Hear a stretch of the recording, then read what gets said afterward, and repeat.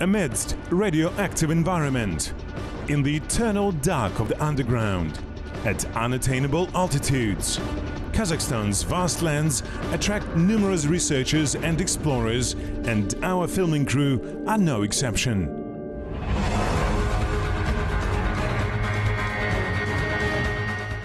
What made archaeologists enter high water? What discoveries the scientific world preparing for? And a little bit about the plague of the ancient times. Watch in today's episode.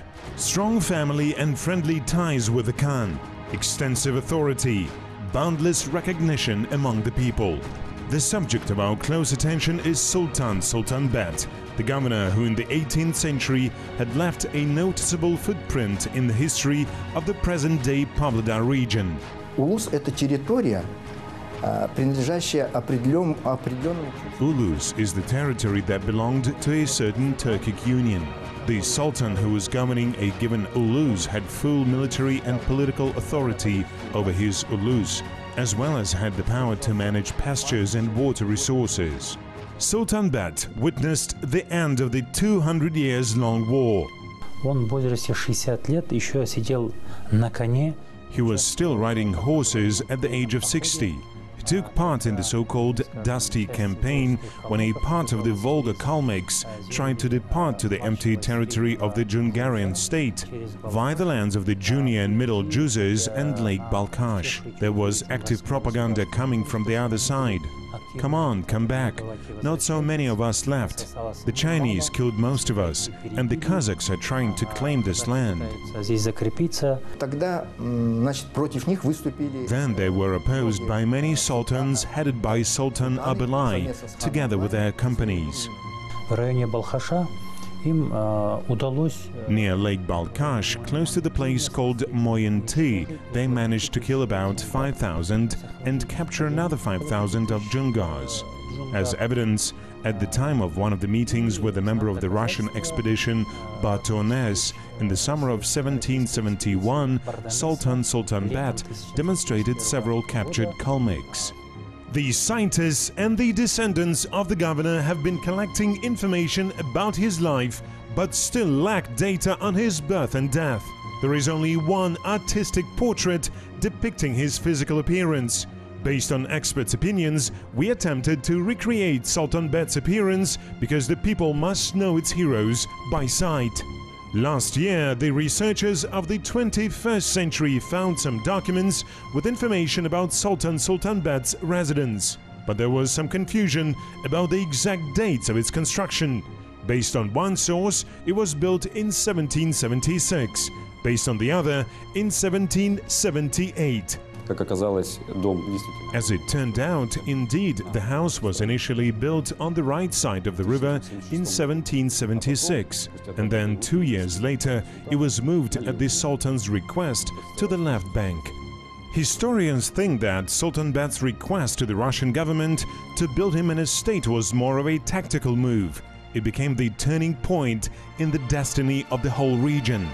By doing so, he managed to protect the right of local residents to nomadize in the area, the right that was regularly violated by the military leaders of the Irtish fortification line.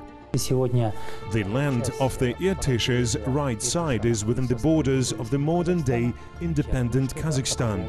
Sultanbet is the one to take merit for that. It was decided to start this search with the first residence, as the researchers managed to find more geographical reference points for it. This is the layout of the house. You can see the front rooms, the outer entrance hall, cattle shelters. It is sized and scaled. It also says that it is located close to Half Lighthouse. Later we checked it using the 19th century maps that we found in Pavlodar archives.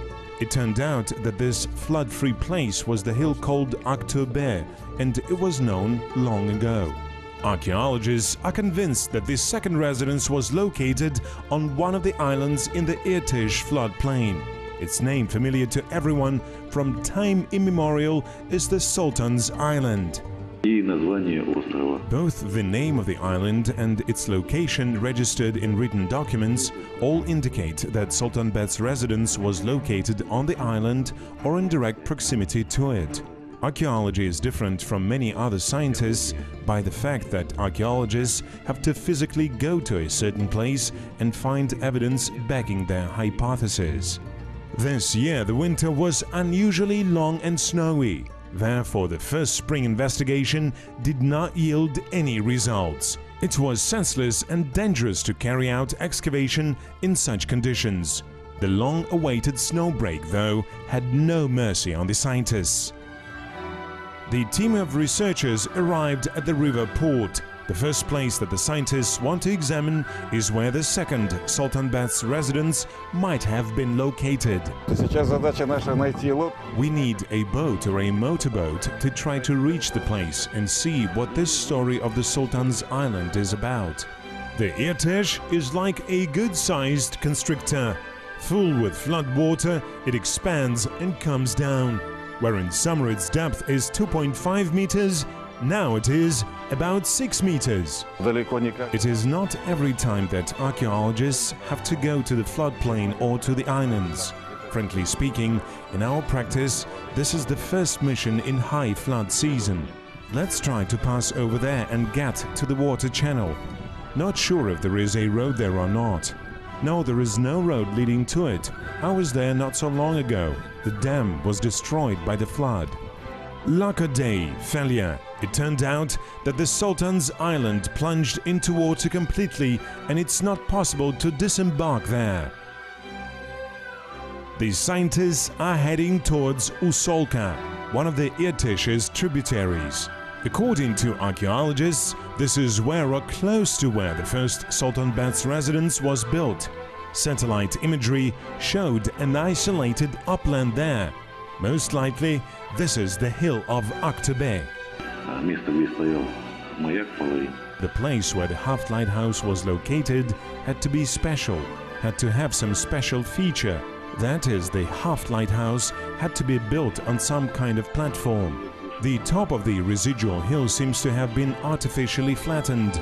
There is also a layer of sand visible on top of the hill. Quite possibly, this is exactly the place. The flood seems not to like the idea of disclosing the secret of Sultanbet. Little does it know that the high water cannot stop the archaeologists.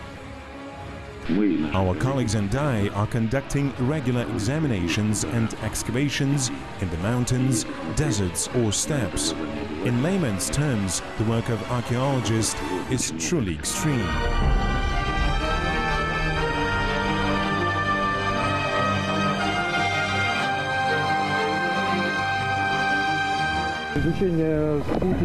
Did the analysis of satellite imagery give you anything?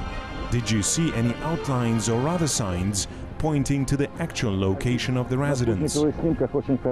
Satellite pictures show the remains of some ancient hillocks of artificial origin. Here on this residual hill we can even see the outlines of some dwellings. In the middle of the tide, the group is faced with one of the plagues of Egypt. Heavy rain is followed by stormy wind. Thunderbolts are rolling across the sky, and then comes the hail. Our search is becoming even more extreme. The group gets all of it: fire, water, wind and hail. And here comes the sun. It would be a pity not to find anything after all these hardships. And this hillock turns out not to be the place of Sultanbet's estate. This is a classical and undated residual hill, and we can see the remains of coarse soils here. When the Irtish washed away the soil in the ancient times, these soils were denser and thus the hill remained. The rest was washed away by the river. Well, doesn't this look like the search for the mythical Atlantis? But it is all real, tangible and happens in real time. We have reference points, written sources, data and the experience of our scientists. Nobody knows what will come in the end, and this is exactly what drives us. We are in the epicenter of a new discovery. Do you really think that it was possible to build a house here with such floods and overall conditions? We have to take into account that in the 18th century, the Kazakhs led a nomadic or a semi-nomadic life. They had their winter settlements or winter villages, auls if I may. Such elevated places used to be where they came in the fall from their summer migrations. Therefore, this high water, this flood is not surprising. The situation does not contradict what could take place here 200 to 300 years ago, although people could have been doing totally different things. They would come and live here in fall and winter. Nobody lived here in summer and spring. They would all leave for summer pastures. We are approaching the bottom of Sultanbet hill. It might be that the residence is resting right under our feet. The archaeologists are removing the top soil layer. Since most probably it was built of logs, quite obviously we would not find ditches or shafts or some remains of a large building. We expected to find some signs of pits from wooden columns, some individual artifacts indicating that the place was really a wintering residence of Sultanbet. Here come the first finds! Absolutely unexpected, as the archaeologists are still working in their first square of land. We see a trench made by a tractor. They probably took soil to build the dam. But inside the trench we found some animal bones. Here they are. This is a horse bone. And this is a fragment of ceramics, which will help us with dating. Let's see what it could be. Do you see the fir tree ornament over here? Comb traces. Judging by this fragment, its structure and ornament, it is obvious that it belongs to Bronze Age. So already now we can say that cattle farmers and metallurgists of the Bronze era lived on this inundated residual hill. This piece of ceramics is about 3 to 3.5 thousand years old.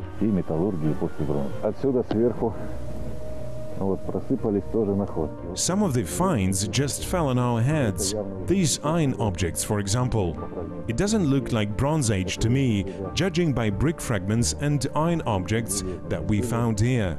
This is exactly the time that we were hoping to find. A large hammered nail. You can see the signs of processing, forging. It's clear that it was not purchased in store as we do now.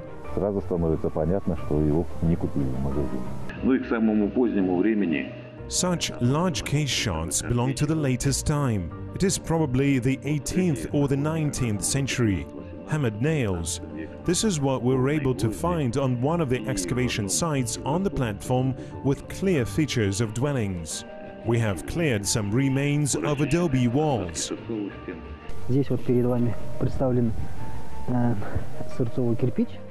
This is what adobe or straw bale bricks look like.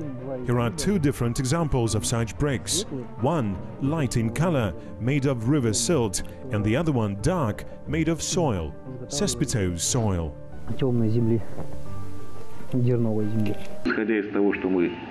Based on what we were able to dig up in the last couple of days, materials of test drilling and field investigation, chances are high that this is exactly the place where the Sultanbet's estate was located.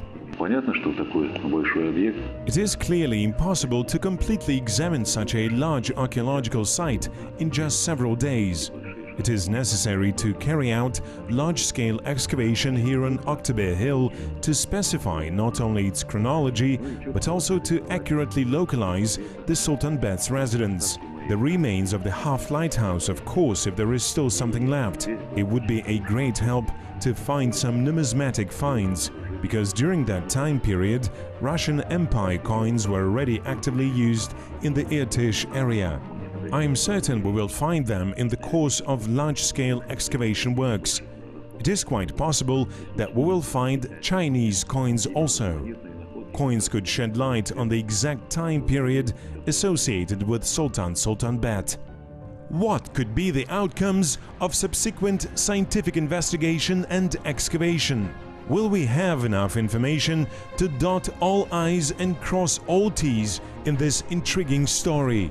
Most likely not. We are sure that our search for Sultanbet's residence will breed many more secrets. And where there are mysteries, there are amazing discoveries. Come along!